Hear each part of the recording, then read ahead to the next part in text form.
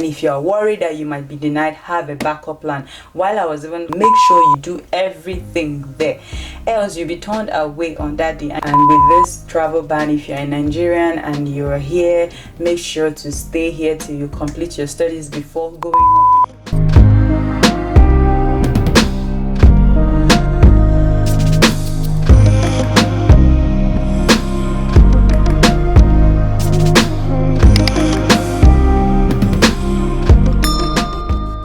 Hello everyone, you're welcome back to my YouTube channel. If today is your first time, you are welcome. My name is Aladi-Ada Akoh and I am a graduate student at the South Dakota School of Mines and Technology. And in today's video, I'm going to be talking about the US travel ban on Nigeria. I know a lot of you have been saying, Aladi, talk about the travel ban, talk about it.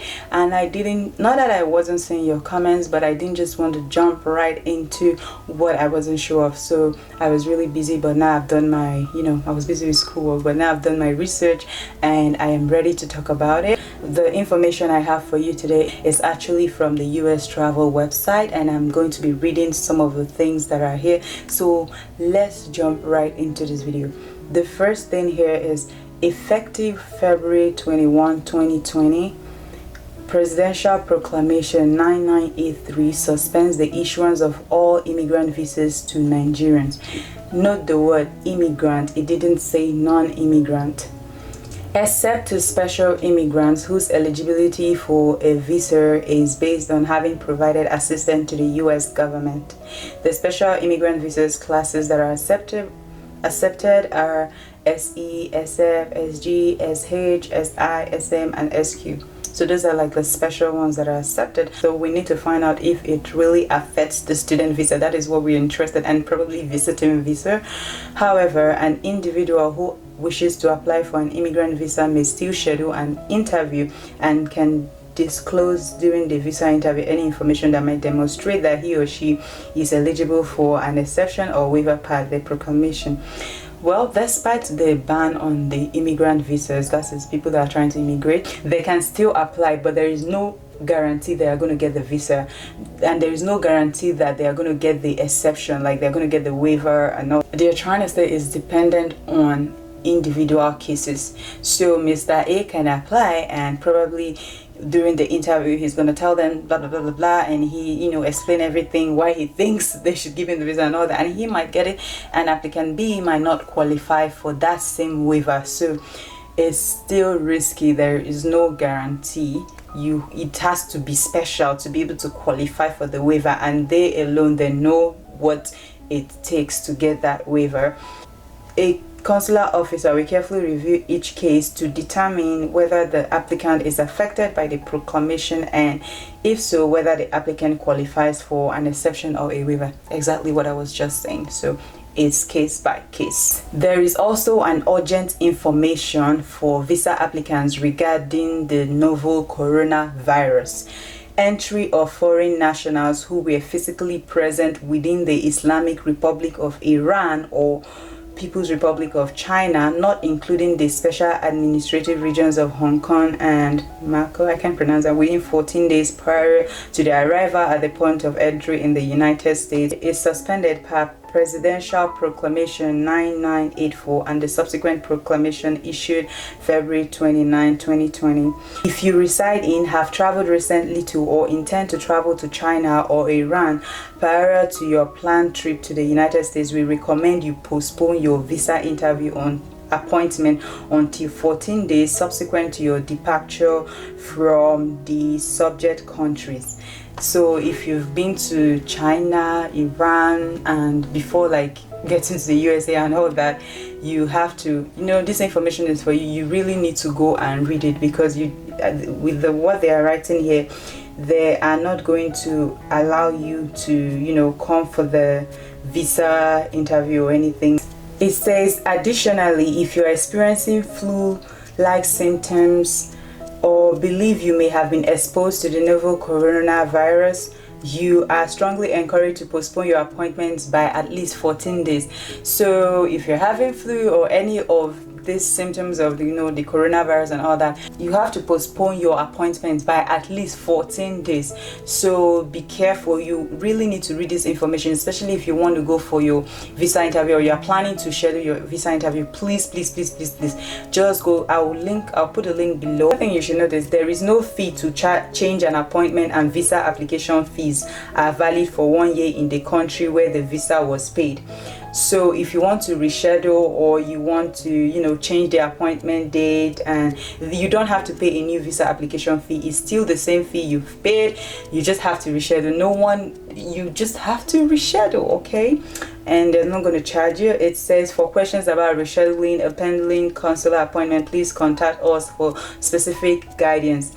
Now, this is something I didn't even know about. Nigerian citizens, you guys, we are required to pay. Okay, let me read from here. Nigerian citizens are required to pay a visa issuance fee or reciprocity fee for all approved applications for non-immigrant visas in B, F, H1B, IL, and R visa applications.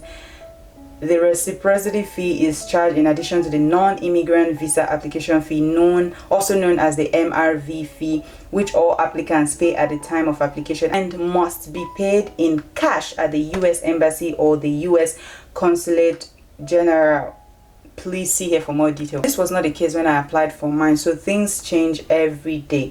So this is trying to tell us that if you are applying for a non-immigrant visa, let's say the B1, which is like the tourist visa, the F1, H1B. F1 is the student visa. When this visa gets approved, you have to pay the normal visa application fee. Let's forget that now. You still have to pay an additional fee, which is the reciprocity fee, the visa issuance fee. That means if you pass the visa interview and the visa is given to you, you have to pay that money. But if you don't pass the visa interview, you're not supposed to pay that money, but you want to be approved, right? So I didn't know about this before, so now I'm checking out the website, and the reciprocity fee for F1 visa is 110 after you have been approved.